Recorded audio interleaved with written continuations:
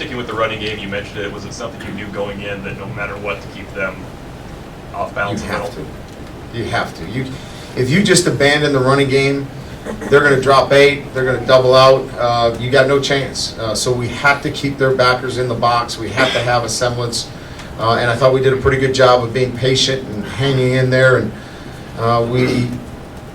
obviously there were some mistakes made, but we're getting better at some of the combination blockings that we've been trying to get to with the new combination on the offensive line, and tonight was a big step. But Sheldon Day, with the effort by the rush defense, it seems every week he's the most consistent player. No question. I mean, he has separated himself as somebody that, is one of the best in the country for us. You talk about Jalen Smith stepping up today, and also your defense. I don't think there's a whole lot of Notre Dame teams that have gone 5 games into the season allowing 17 points or less. Yeah, it's first of all, we're getting great play from the front 7. Joe Schmidt, Jalen, James Onawalu.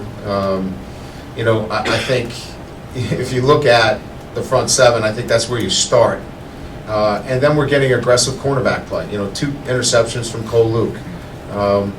We're playing without Kavari Russell, who arguably was our best corner.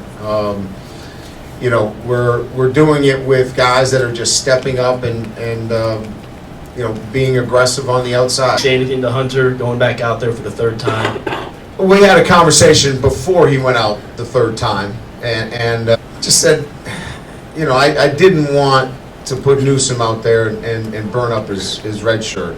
That's the last thing I wanted to do, really, in that situation, and not know whether we were going to whip that thing through his hands, too.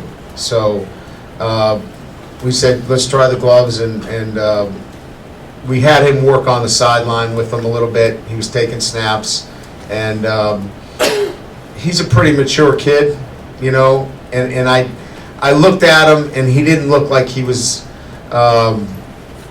in the tank, if you know what I mean. It seemed like he obviously was disappointed, but I didn't sense like if I throw him out there, he's going to miss another. Stanford's offense always prides himself on being so physical. Yeah. What does it mean for your defense, especially with so many young guys, to match them and in some cases defeat them physically? Yeah, well, we've developed our program. We should be here in 5 years. I mean, this is where you evaluate your program in 5 years. Where year 1 we got knocked around. I mean, physically, and so this is where you should be going into year 5 of your program, where even though you lose Tuitt and you lose Nix and you lose Shumbo and you lose Fox and Jackson and all these guys are playing on NFL teams, you bring the next batch of guys in and they're physically able to compete with arguably one of the more physical teams in college football. So that's where you want your program to be.